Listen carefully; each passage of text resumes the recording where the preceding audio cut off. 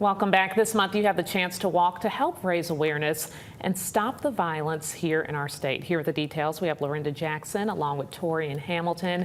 Thank you all so much for joining us. Thank you. Torian, you have a nonprofit you started 12 years ago now. Positive Parents Have Power. For people who aren't familiar with your story, tell us a little bit about yourself and this nonprofit. I am Torian Hamilton, the advocate of nonviolence. For over 12 years now, I am the founder of the organization, Positive Parents Have Power. And the reason why I started this organization, because my son, Tunars Hamilton, was killed in a triple homicide on December the 28th, 2013 at Centennial Bar and Grill. And you've been walking this walk ever since then, encouraging people to put the guns down and stop the violence. Lorinda's now walking beside you. You all have a special walk plan. Lorinda, talk about what you have planned and how you're helping her raise awareness. Well, I myself lost my son, Timothy Lamar Crawford, on December 27, 2023.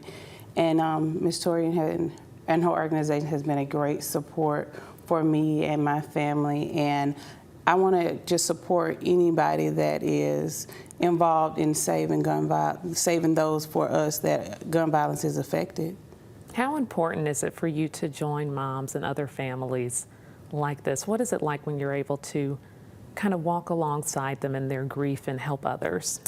For me, to empower and to educate the whole entire city, and especially the at-risk families who have lost to this tragedy that continues to rise in Montgomery, Alabama. Torian, you started this 12 years ago. Lorinda, your case was more recent. Have things changed or improved to you in the past 12 years since you started? For me, no, it haven't. And we need to collaborate. For families and organizations like Ms. Jackson, I just recently met Ms. Jackson maybe 2 months ago, and she said, I remember you 12 years ago. So what I want the city to know is that it's gonna take parenting involvement. We got to do that on each districts in our community of Montgomery and the surrounding counties. And this run aims to actually to raise awareness to save our sons and daughters. Most recently, it's been a lot of females about this gun violence, and it's just a lot. We need you. We need the city. We need all the counties. We need parenting involvement. This is very important. Me and Ms. Jackson was talking about. We're dumbing down on our parenting ship. We need you, and this run is also to commemorate for the ones who we lost through the city. Lorinda, give us that date, time, and location for that run. This is a way, like she said, to honor the victims, but to also raise awareness. Some people don't realize how serious it is until it comes knocking on their front door. Correct. It's June 28th at 10 a.m. to 12 p.m. It'll be at 3620, that's 3620 Vaughn Road Park, and it's for the commemoration of lives lost. Torian, I know you've been telling your story, your son's story, for years now. For people who want to get in touch with you, they want to reach out to you, they want to hear from you, how can they do that?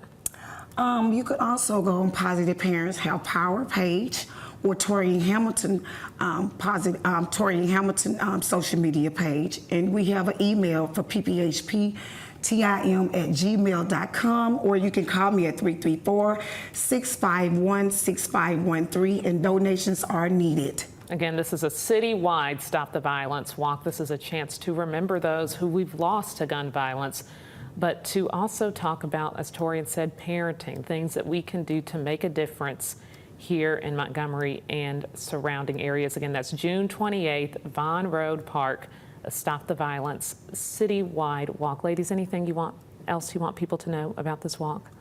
What I also wanted to know, for parenting that I was talking about, we need to know 5 things.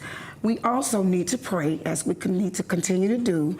We also need to get involved what we need to continue to do. And we also need to educate our citizens, especially Black African American youth, about the Alabama gun laws. I also wanted people to know we need to forgive for the offender and the defenders, is what me and Ms. Jackson talks about, and also voting. We need for the ages between 18 to 35 of ages to start voting about this legislative of Alabama law. All right, Tori and Lorinda, thank y'all so much for joining us and sharing your stories here on Alabama Live. We truly appreciate it. Thank you. Thank you.